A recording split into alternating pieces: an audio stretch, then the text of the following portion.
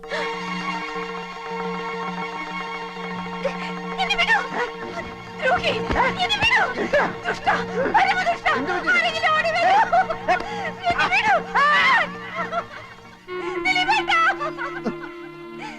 ദുഷ്ടൻ എന്നെ നശിപ്പിക്കാൻ ശ്രമിച്ചു ദിലീപേട്ട. ഇല്ല, ഞാൻ നശിപ്പിക്കാൻ ശ്രമിച്ചിട്ടില്ല. വേണ്ടടാ, നിന്നെ എനിക്ക് മനസ്സിലായി. ഇതിനായിരുന്നു നീ എന്നെ തേടി വന്നത്. നിഷ്കളങ്കയായി പെൺകുട്ടിയെ ഞാൻ പറയുന്നത് കേൾക്കൂ.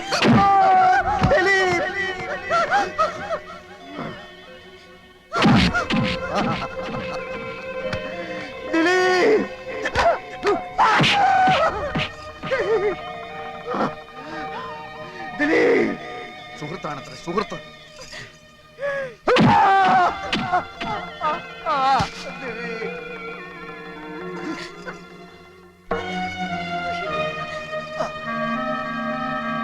വഞ്ചകി, വഞ്ചകി, വഞ്ചകി.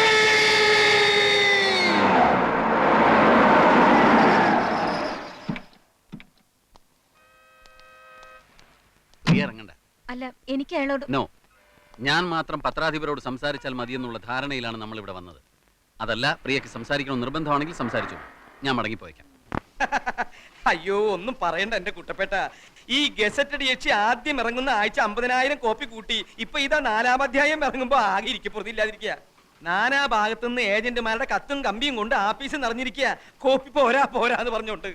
ഇങ്ങനെ പോയാ 10 ലക്ഷത്തിൽ നിൽക്കും തോന്നുന്നില്ല. ഒന്നാമത് കോട്ടപ്പുറത്തിന്റെ റേപ്പ് കേസാ ഇത്രയും ബഹളത്തിന് കാരണം. കർത്താവിന്റെ കൃപ എന്നല്ലാണ്ട് എന്താ പറയാ. ഞാൻ പിന്നെ വിളിക്കാൻ കുട്ടപ്പേട്ട. വാതിൽ തട്ടുന്നു, ഏജന്റുമാരായിരിക്കും. Yes, coming. Sir, advocate Nambiar വന്നിട്ടുണ്ട്. വരാൻ പറയേ. ആ, വരണം നമ്പ്യാർ, വരണം. ഇരിക്കണം. എന്താ ഇവിടെ കസേരയില്ലേ? ഉണ്ടല്ലോ, ഇരിക്കി. ഗസറ്റഡ് യക്ഷി എന്ന നോവലിലെ നായിക തഹസിൽദാരല്ല, മുനിസിപ്പൽ കമ്മീഷണറാണെന്ന് നിങ്ങൾ പറയുമായിരിക്കും. യഥാർത്ഥ സംഭവങ്ങളാണ് നോവലിൽ പറയുന്നതെന്ന് തെളിയിക്കാൻ ചിലപ്പോൾ എനിക്ക് കഴിഞ്ഞില്ലെന്നും വരും. പക്ഷേ റേപ്പ് കേസിലെ പ്രതിയും നോവലിസ്റ്റും ഒരാളായതുകൊണ്ട് സാമാന്യ ബുദ്ധിയുള്ള ഏതൊരു ജഡ്ജിക്കും അദ്ദേഹത്തിൻ്റെതായ നിഗമനങ്ങളിലെത്താനും നിങ്ങളുടെ ഈ സ്ഥാപനം പൂട്ടിക്കാനുള്ള തീരുമാനങ്ങൾ എടുക്കാനും കഴിഞ്ഞെന്ന് വരും. ഞാൻ താങ്കളോട് പൂർണ്ണമായി യോജിക്കുന്നു.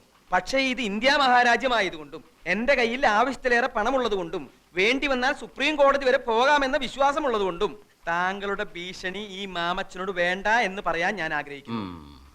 നിങ്ങളുടെ ഈ പീറ നോവലിസ്റ്റ് ഉണ്ടല്ലോ, അയാൾ ഒരു റേപ്പ് കേസിൽ ജാമ്യത്തിൽ ഇറങ്ങിയ ആളാണെന്നും ഈ കേസിലെ സ്പെഷ്യൽ പ്രോസിക്യൂട്ടറായി ഞാൻ വിചാരിച്ചാൽ പലവിധ വകുപ്പുകളിലായി അയാൾ എത്ര വർഷം വേണമെങ്കിലും അകത്താക്കാൻ സാധിക്കുമെന്നും ഓർമ്മിക്കുന്നത് നന്നായിരിക്കും. ഓർമ്മയുണ്ടല്ലോ. ഈ നോവൽ പ്രസിദ്ധീകരിച്ചില്ലെങ്കിലും നിങ്ങളും നിങ്ങളുടെ ആ അലബലാതി യക്ഷിയും അതിന് ശ്രമിക്കുമെന്നറിയാലോ. അപ്പോ എന്ത് പ്രത്യാഘാതവും നേരിടാൻ ഒരുക്കമാണെന്ന് അർത്ഥം. അതെ, ഒരു കോംപ്രമൈസും ഇല്ല. കോംപ്രമൈസ് ആയിരുന്നു ഉദ്ദേശമെങ്കിലും ഭീഷണിയുടെ ഭാഷ പുറത്തെടുത്ത എന്തിനാ? ഈ മാമച്ചൻ ഒരു പേടിത്തൂറിയാണെന്ന് വിചാരിച്ചു അല്ലേ? മീൻ കച്ചവടത്തിൽ തുടങ്ങിയതാ ഞാൻ എന്റെ ജീവിതം. പിന്നീട് റബ്ബർ എസ്റ്റേറ്റ് ആയി. റബ്ബറിന് വില കുറഞ്ഞപ്പോ ഞാൻ സാഹിത്യത്തിലേക്ക് കിടന്നു. ആ എന്നോടോ? മിസ്റ്റർ, അവിവാഹിതയായ ഒരു ചെറുപ്പക്കാരിയെ അപമാനിച്ചിട്ടല്ല നിങ്ങളുടെ വാരികയുടെ സർക്കുലേഷൻ കൂട്ടേണ്ടത്. അവിവാഹിതനായ എന്റെ നോവലിസ്റ്റിനെ കള്ളക്കേസിൽ കൊടുക്കാമെങ്കിൽ ഇങ്ങനെയും എനിക്ക് എന്റെ വാരികയുടെ സർക്കുലേഷൻ കൂട്ടാം. ഇനി ഞാനൊരു കോംപ്രമൈസ് പറയാം. കോട്ടപ്പുറത്തിന്റെ പേരിലുള്ള റേപ്പ് കേസ് പിൻവലിച്ചിട്ട് ഇങ്ങോട്ട് വരൂ. ഗസറ്റഡ് യക്ഷിയുടെ പ്രസിദ്ധീകരണം നിർത്തുന്ന കാര്യം അപ്പൊ ആലോചിക്കാം. കല്യാണക്കത്തും പൊക്കിപ്പിടിച്ചുള്ള വക്കീലിന്റെ ചോദ്യങ്ങൾ, അന്തം വിടുന്ന നായകൻ ഒരു വശത്ത്, ഞെട്ടിത്തരിക്കുന്ന നായിക മറുവശത്ത്. ഈ കോടതി രംഗം അതേപടി ഒരു അധ്യായമാക്കാം. വായനക്കാരന്റെ കണ്ണു തള്ളും, ഞരമ്പുകൾ വലിഞ്ഞു മുറുകും. ചൂടാറുന്നതിന് മുമ്പ് ഈ മാറ്ററിന്റെ എഴുതി തന്നേക്ക്. അതിരിക്കട്ടെ, കല്യാണക്കത്തടിച്ചു, കല്യാണം നടന്നില്ല, അതെന്താ കാരണം? അത് പോട്ടെ. 5-6 വർഷത്തിനിടയിൽ വീണ്ടും കണ്ടുമുട്ടിയപ്പോൾ നായകൻ നായികയെ തിരിച്ചറിഞ്ഞില്ല, നായിക നായകനെയും തിരിച്ചറിഞ്ഞില്ല. ഈ സിനിമയിലും നോവലിലും ഒക്കെ പഴയ കാലം മറന്നു പോണ ഒരു രോഗമുണ്ടല്ലോ, എന്താ അതിന്റെ പേര്? അമ്ലേഷ്യം അല്ലേ? രണ്ടാൾക്കും അമ്ലേഷ്യം പിടിപെട്ടതാണോ?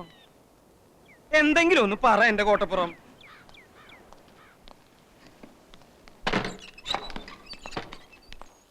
ഇപ്പൊ തന്നെ എഴുതി തന്നാ ഇപ്പൊ തന്നെ കമ്പോസിങ്ങിന് കൊടുക്കാം. നായകനും നായികയ്ക്കും അമ്ലേഷ്യം വേണ്ട, വായനക്കാര് വിശ്വസിക്കില്ല. ഒരാൾക്ക് മതി അമ്ലേഷ്യം. ഗസറ്റഡ് യക്ഷി അധ്യായം 6 അമ്ലേഷ്യം എന്ന ടൈറ്റിലും കൊടുക്കാം. കഴിഞ്ഞ ലക്കത്ത് കഥ എവിടെയാ നിൽക്കുന്നതെന്ന് അറിയോ? എവിടെ നിർത്തിയിരിക്കണേ? അതറിയാതെ ചുമ്മാ അമലേഷ്യം അമലേഷ്യം പുലമ്പിയിട്ട് കാര്യമില്ല. അമലേഷ്യം അങ്ങനെ ഒരു വാക്കില്ല. പിന്നെ ഈ മറവി രോഗത്തിന്റെ പേരെന്താന്ന്? അതൊന്നും അല്ല ഇവിടുത്തെ പ്രശ്നം. സാഹിത്യകാരൻ ജയദേവനെ അനിത വശത്താക്കി ദിലീപും ജയദേവനും ഈ പ്രശ്നത്തിൽ പൊരിഞ്ഞ അടി നടന്നു. ദിലീപ് മരിച്ചു, ജയദേവൻ ഒളിവിൽ പോയി. അവിടെയാ കഴിഞ്ഞ ലക്കം അവസാനിക്കുന്നത്. അടുത്ത ലക്കത്തിൽ പെട്ടെന്ന് എങ്ങനെ നായകനും നായികയും കോടതിയിലെത്തും? നായകനെ പോലീസ് പിടിക്കട്ടെ. എന്നിട്ട് നായകൻ പോലീസിനോട് പറയുന്നു നായികയുടെ പ്രേരണ മൂലമാണ് താൻ ദിലീപിനെ കൊന്നതെന്ന്. അപ്പൊ നായികയും പോലീസ് പിടിക്കും. അങ്ങനെ നായകനും നായികയും കോടതിയിൽ മുഖാമുഖം നിൽക്കും. വക്കീൽ ചോദ്യങ്ങൾ ചോദിക്കും. പെട്ടെന്നാണ് കഥയിൽ ട്വിസ്റ്റ് വരുന്നത്. അവർ പണ്ടെന്നോ കല്യാണക്കത്തടിച്ചിട്ടും കല്യാണം കഴിക്കാത്തവർ. അമ്ലേഷ്യം. എന്താ കുഴപ്പം? സാറിന്റെ അത്രയും മണ്ടന്മാരല്ല ഇവിടുത്തെ വായനക്കാര്. വായനക്കാർക്ക് അമ്പളേഷം പിടിപെട്ടാലും മതിയല്ലോ. എല്ലാം കോട്ടപ്പുറം തീരുമാനിച്ചോളൂ. പക്ഷെ എന്തെഴുതിയാലും വായനക്കാരന്റെ കണ്ണ് തള്ളണം, ഞരമ്പ് വലിഞ്ഞു മുറുകണം. ഒന്ന് എഴുതി തരൂന്നേ. ഒന്നിങ്ങോട്ട് വന്നേ. എന്തിനാ? അല്ല, ഒന്നിങ്ങോട്ട് വരൂ. കസേര അവിടെ ഇരുന്നോട്ടെ. ആയിരുന്നോട്ടെ. വരുന്നുട്ടോ കോട്ടപ്പുറം. അമ്ലേഷ്യം. ഇയാൾ എവിടുത്തുകാരനാടോ? ചങ്ക് പൊട്ടി നിൽക്കുന്ന ഒരു മനുഷ്യനോട് ഇങ്ങനെയാണോ സംസാരിക്കുന്നത്? കോടതി രംഗം കഥയാക്കണത്രേ. കോടതിയിൽ കണ്ടത് അയാളുടെ ജീവിതമാണ്. അത് തന്റെ അളിഞ്ഞ വാരികയിൽ എഴുതാനുള്ളതല്ല. അളിഞ്ഞ വാരികയോ മഞ്ചാടിയോ? എന്നെ പറഞ്ഞാൽ ഞാൻ സഹിക്കും. വാരികയെ പറ്റി പറഞ്ഞാലുണ്ടല്ലോ. ഇറങ്ങി പോടോ, ഒച്ച വെക്കാതെ. എന്നോട് ഇറങ്ങി പോവാനോ? താൻ ഇറങ്ങണോ ആദ്യം? ഞാനായി മുറിക്ക് വാടക കൊടുക്കണേ. അല്ല തന്റെ അപ്പാപ്പനെ. നമ്മൾ തമ്മിലുള്ള മുൻപരിചയമൊക്കെ ഞാൻ മറന്നുപോയി. കാരണം എനിക്ക് അമ്നേസിയാണ്. വായനക്കാരുടെ കത്തുകൾ പോസ്റ്റ്മാൻ തലച്ചുമടായിട്ട് ആഫീസിലേക്ക് കൊണ്ടുവരുന്നത്. അതിന് കുറച്ച് ഞാനും എടുത്തു. എല്ലാവരും ഞെട്ടിയിരിക്കുക. സാഹിത്യകാരന്റെ ദുബായ് ഫ്ലാഷ് ബാക്ക് കലക്കിയിട്ടുണ്ടെന്നാണ് എഴുതിയിരിക്കുന്നത്. ഇനി ഈ കഥ എങ്ങോട്ട് പോകുമെന്നാണ് എല്ലാവർക്കും അറിയേണ്ടത്. വായിച്ചു നോക്ക്. ഏത് തെണ്ടിയുടെ കൂടെയാണ് യക്ഷി ഒളിച്ചോടിയത്? ഒളിച്ചോടിയിട്ട് അവർ കല്യാണം കഴിച്ചോ? കല്യാണം കഴിച്ചെങ്കിൽ അവനിപ്പോ എവിടെ? അവൻ ചത്തോ അതോ പ്രസവിച്ചോ? നോക്ക്. പറഞ്ഞതുപോലെ അവനിപ്പോ എവിടെ? സാഗറിന് അയാളെ അറിയില്ലേ? എപ്പോഴെങ്കിലും കണ്ടിട്ടുണ്ടോ?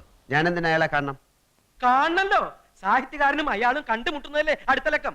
ഓഹോ, അങ്ങനെയാണോ അടുത്ത ലക്കം? എന്നാലല്ലേ ഒരു സംഘടനത്തിനും 5-6 കിണ്ണം ഡയലോഗിന് ചാൻസ് ഉള്ളൂ.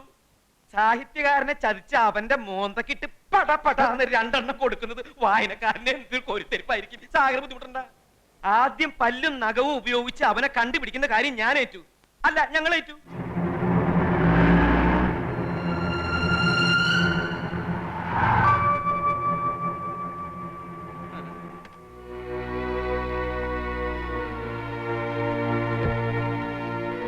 ഞാൻ മഞ്ചാടി വാരികയുടെ മുതലാളി മാമച്ചൻ. മാമച്ചൻ മുതലാളി എന്ന് വിളിക്കും. ഇത് തഹസിൽദാർ രാമകൃഷ്ണൻ. വിശേഷിച്ച് വിശേഷിച്ച്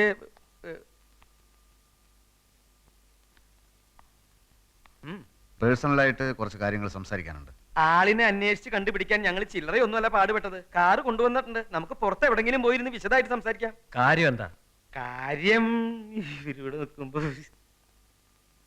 ഭാര്യയുടെ മുമ്പിൽ വെച്ച് പറയാൻ പറ്റിയ വിഷയമല്ല. അതാ ഞങ്ങൾ കിടന്ന് പരുങ്ങുന്നത്. നിങ്ങൾ കാര്യം പറയും മിസ്റ്റർ.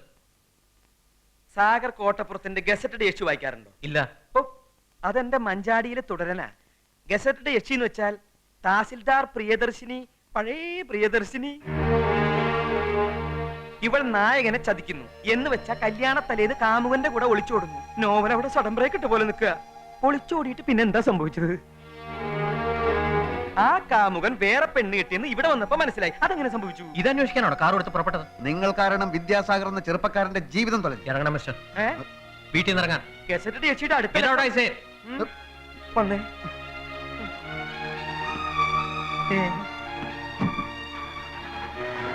വണ്ടി വിടറോ. സാഗർ കോട്ടപ്പുറം ഇവിടെ ഉണ്ടെന്ന് അറിഞ്ഞു. എനിക്ക് കുറച്ച് കാര്യങ്ങൾ സംസാരിക്കാനുണ്ടായിരുന്നു. തീർച്ചയായിട്ടും സംസാരിക്കണം. ഇതെന്റെ ഭാഗ്യം എന്ന് പറയണ്ടോ? എല്ലാ സത്യവും പറഞ്ഞോളൂ. പറഞ്ഞോളൂ, ഉടനെ പറഞ്ഞോളൂ. എന്നോട് പറഞ്ഞോളൂ. മിസ്റ്റർ സാഗർ ഇവിടെ ഇല്ലേ? ആരാണ്? കാമുകൻ. നമ്മുടെ കാമുകൻ, യക്ഷിയുടെ കാമുകൻ.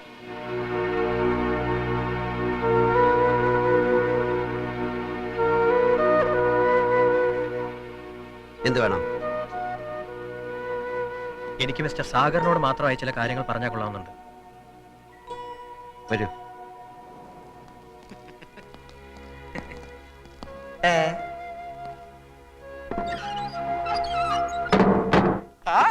മാമച്ചനെ കർത്താവ് കൈ വെടിഞ്ഞില്ലേ തഹസിൽദാർ സാറേ? പറയട്ടെ, ഹൃദയം തുറന്നു പറയട്ടെ, എന്തെങ്കിലും ഒരു കഥ കിട്ടാതിരിക്കില്ല. കോട്ടപ്പുറം ആണെങ്കിൽ സത്യം മാത്രമേ എഴുതുന്നു. വാശിയിൽ നിൽക്കുമ്പോ ഞാനൊന്ന് ഫോൺ ചെയ്യട്ടെ എന്റെ പൊന്നു മോനെ. ഹലോ, മഞ്ചാടിയല്ലേ? എഴുതി റോയി കൊടുക്ക്. ഹലോ, റോയ് അല്ലേ? ആ, മാമച്ച മുതലാളിയാ. അതെ, താൻ ധൈര്യമായിട്ടിരിക്കും. ഇന്ന് വൈകുന്നേരത്തിന് മുമ്പ് സാധനമായിട്ട് ഞാൻ അവിടെ എത്തും. അവളുടെ കാമുകനുണ്ടല്ലോ ആ കശ്മലൻ, അവൻ കോട്ടപ്പുറത്തോട് സംസാരിച്ചുകൊണ്ടിരിക്കുക. പുറപ്പെടുന്നതിന് മുമ്പ് ഞാൻ ഒന്നുകൂടെ വിളിക്കാം. ഹോ, ഒരു വാരിക മുതലാളിയുടെ ടെൻഷൻ ഈ വായനക്കാരെന്ന എംബോക്കികൾ അറിയുന്നുണ്ട്.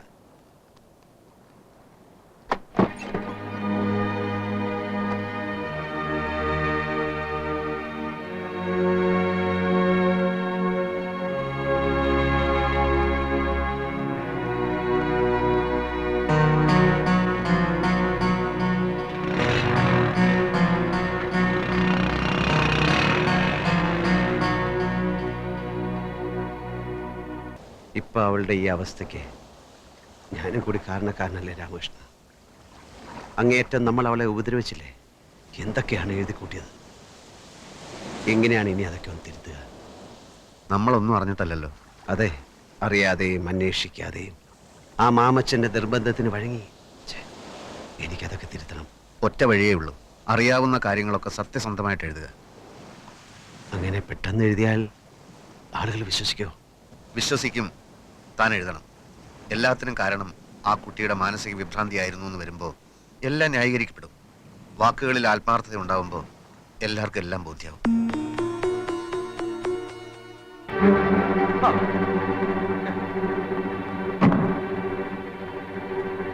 എന്റെ പൊന്നു തഹസിൽദാർ സാറേ, 2 ദിവസമായി ഞാൻ നെട്ടോട്ട് ഓടുകയാണ് കോട്ടപ്പുറത്തിനെ തേടി. എന്തായി ക്ലൈമാക്സ്? അവസാന ലക്കം ഇന്ന് കമ്പോസിങ്ങിന് കൊടുത്തില്ലെങ്കിൽ അയാൾ എവിടെ? ഭയപ്പെടാതിരിക്കൂ മാമച്ച, അയാൾ കഥ എഴുതുകയാണ് അകത്ത്.